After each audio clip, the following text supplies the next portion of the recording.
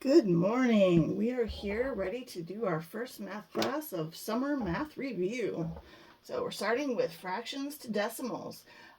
So just so that you remember that a fraction is part of a whole. So 3/4 maybe if I divide that into 4, maybe I shade 3 out of 4 pieces. So this is how many pieces are shaded. This is how many pieces are in total. And as a reminder, that if I have the same number in the numerator as in the denominator, that means that all 4 are shaded in. And it also means that 4 divided by 4 is 1 whole. So just that as a reminder of fractions and how they work. Okay, so how do you turn a fraction into a decimal? So for our example, we have 5 divided by 10, or you can also write it as 5 over 10. Now, a lot of you will probably already know that this is half, but let's go ahead and solve this anyway and put it in a decimal. So we can already reduce this fraction to 1/2, but we're going to do a decimal. All right, so this means 10 or 5 divided by 10. So 5, the numerator goes inside of the dividing yeah, it goes inside of the division, and the 10, which is here, goes on the outside. So the outside is in the denominator, the inside is the numerator. Okay, so let's get rid of those little arrows. 10 goes into 5. Now, normally when you are in elementary school, we will say, oh, that's not possible, we can't do that. But actually we can. All we have to do is add a decimal point right there and some trailing zeros. Now we may not use all of those zeros, but I go ahead and put them in there anyway because that way then I don't have to add them later. Now this decimal point right here will go straight up into our answer. All right, so 10 goes into 5. It cannot, so we put a 0. 10 goes into 50, right, if we cover up. All right, so 10 can go into 50. How many times? 5 times. 5 times 10 is 50. We don't have to worry about the decimal when we subtract. Then this will be 50 minus 50, and we will get 0. So our whole answer of 5 over 10 will give us 0.5 as a decimal, which a lot of you will probably already know that 0.5 is actually 1/2, because this is 5/10, which is 1/2. Okay, so now let's look at decimals into fractions. Here we go. I'm on page 2 of the notes, by the way. Make sure that that is in camera. There we go. All right, so we convert the decimal into a fraction by making the decimal number and the numerator in its place value of the denominator. Okay, so for example, okay, if I have 75 over 100, I know that my decimal point is going to be somewhere over here because this is the hundreds. 100. Sorry, I can't spell today. We know that this is the 100th place and that this is the 10th place. Okay, so I know that my answer will be over here.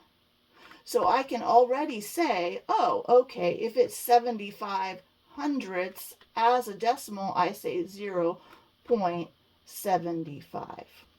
Okay, now let's do one that is not quite so simple. Okay, if I have, let's say 0.625. Okay, well, I know that my last number is in the 1,000th place. So I'm actually going to be able to write it as 625 over, right? We're going to get rid of that decimal, and we're going to say it's over 1 thousandths. And if you put that into your calculator as 625 divided by 1,000, you will get 0.625. Okay? So a lot of times what we can do is, doing a decimal to a fraction, is just move the decimal over, and I know that I moved it over 1, 2, 3 places, and I've got 3 zeros here, so that gives me 1,000 in my denominator and 625 as my numerator. Okay? But then we also need to make that as small as possible. And so if I divide by the greatest common factor, which a lot of us, maybe you know and maybe you don't know, so I might go, oh, okay, well, I know that anything ending in a 0 and a 5 can be divided by 5, right? It also might be able to be divided by 25, and I can put that in my calculator and see what I get. But I've already done the work for you, and the greatest common factor is 125. So when I find that out using my calculator, because these numbers are very big, so I want to make sure that you know that it's okay to use your calculator when the numbers are very big. So 625 divided by 125, you stick that in your calculator, you will see that that is 5. And 1,000 divided by 125 is 8. And we can no longer reduce that fraction because 5 and 8 are as small as possible there. Okay? So let's just real quick do the greatest common factor. Greatest common factor is usually like that. You'll see that in your books.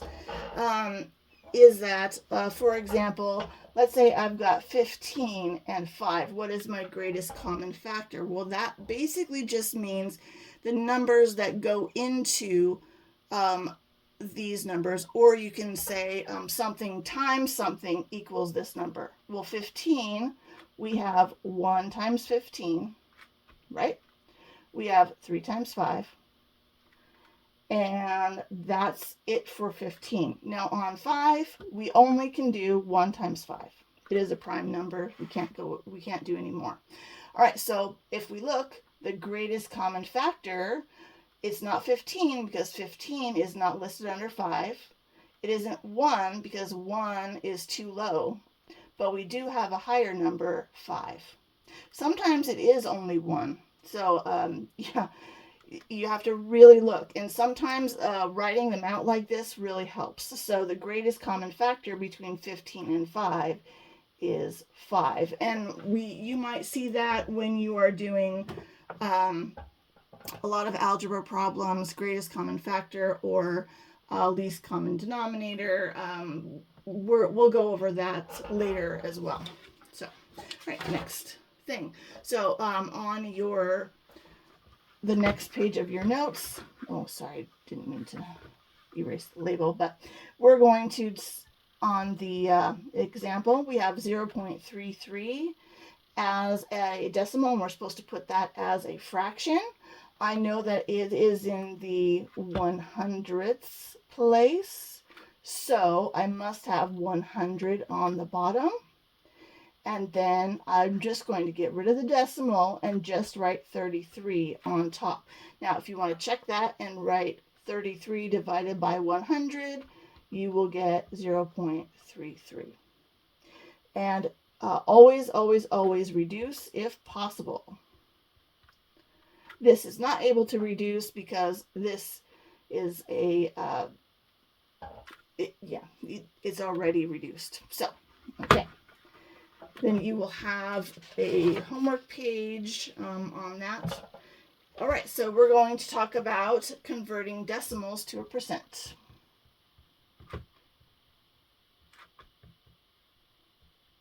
Okay. this is actually pretty simple if you can just remember which way you have to go. All right, so if you have, for example, any number, let's say it's 75, and I need to 75.0, and I need to convert that to a percent.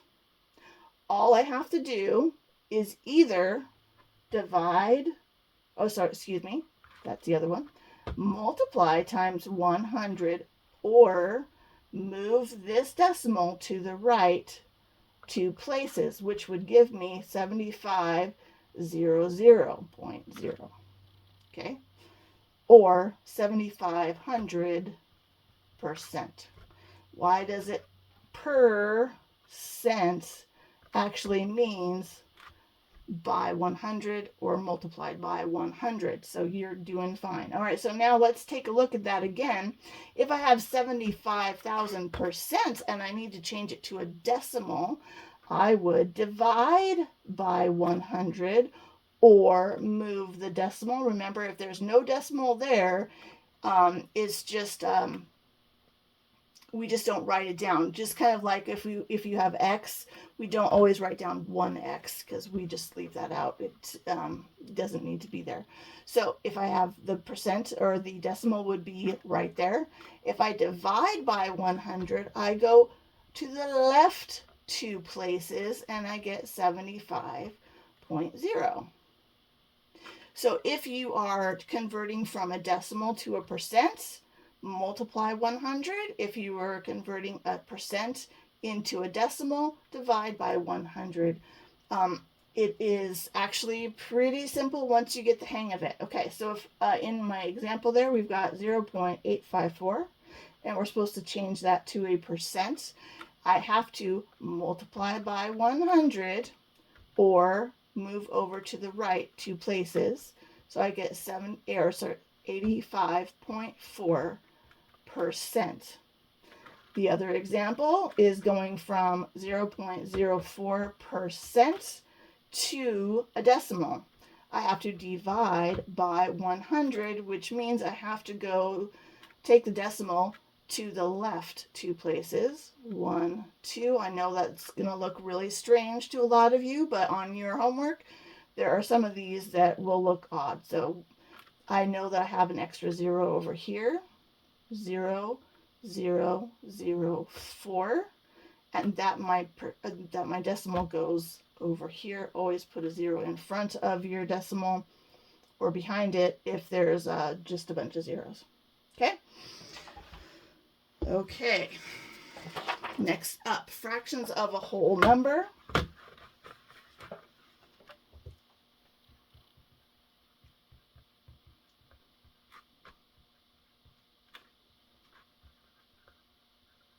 All right, so fractions of a whole number. All right, here we go. If I have 1/2 of 8, a lot of us will say, oh, that's easy, half of 8 is 4, okay? And that's true, but let's go by our steps. Step 1 is divide the bottom number, that would be the denominator, and we're going to divide it into 1, so 2 into 1, okay, trailing zeros because 2 goes into 1 0 times, so 2 goes into 10, 5, so 0.5. And then we're going to multiply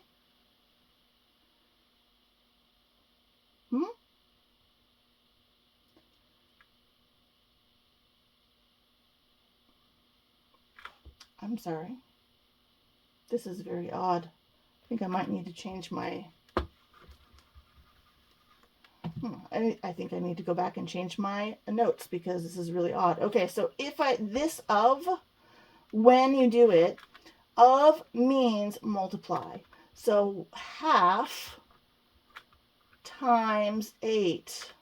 Well, this is a fraction and that's a whole number, so we have to change that. Remember that when you have a whole number, you can put it over 1 and it's the same thing as the whole number. Why? Because 8 divided by 1 is 8. So I can change that. And when we multiply fractions, we multiply straight across. 1 times 8 gives us 8. 2 times 1 gives us 2. And then 8 divided by 2 gives us 4. So those of you who already knew that it was 4, good job. Let's take a look at the example that I've got. All right, 1/7 of 100 down there at the bottom. Okay, so I know that this means multiply. I know that I can put 100 over 1, and then I just say 1/7 times 100 over 1. I multiply straight across, so that gives us 100 over 7. So 100 divided by 7 is 14.285 and a bunch more numbers. So we're going to kind of round that up. So 5, so we round that up. Make sure you always stay in the tenths if you've got it. So 14.2, and instead of 8, it'll be 9. And I use this to show approximately equals that. It just means that I have rounded the number. That is all that it means when you see that number or that symbol. Okay. Next. Percentages. Formula for word problems for percents.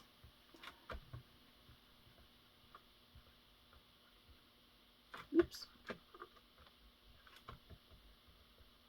Okay. Now, as you're going through math, especially with algebra and higher, there are a lot of formulas that you might have to memorize, but you'll also start seeing a lot of patterns. And some of the patterns that we find happen in word problems. So if I said, okay, what percent is 5 of 20? So if I looked at that and I didn't know what my pattern was, I might get very confused. Luckily, we have a pattern. So it is this. Is over of equals percent over 100. Because remember, percent means 100. So what we do here is we cross multiply and solve for the unknown. In our case right up here, we don't know what percent it is, but we do have the is number, is 5, and we have the of number, 20.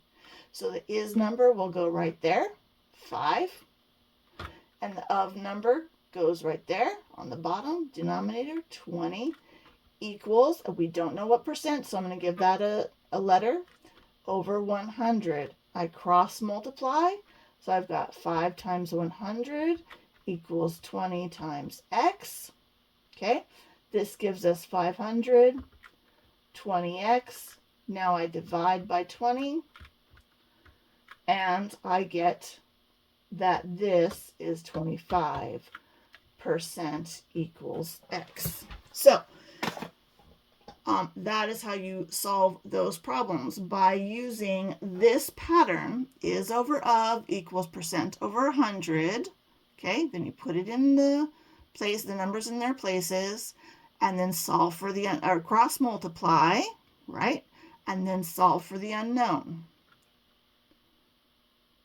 Again, use our pattern, put the numbers in their places, cross multiply, solve for the unknown, and you will get it. All right, let's take a look at our example down there at the bottom. How much percent is 4 of 20 cookies? All right, so is over of equals percent over 100. And again, we don't know our percent, so that's going to get an X. Is 4, so 4 gets the is, of 20. So 20 goes in the of place. We don't know the percent. Excuse me. And over 100. Cross multiply. So 4 times 100 equals 20 times x. 400 equals 20x. Solve for the unknown by dividing by 20. And so then 400 divided by 20 is 20% equals x. Yay. So remember that pattern. Now sometimes they will give you the percentage number and maybe the is or the of number will be missing instead. So you just have to figure out which one you need to solve and then you'll be okay. It'll be fine. All right, so the rest of this is homework, and let me know if you need help. You should know how to get a hold of me, and hopefully I'll see you next time. Bye-bye.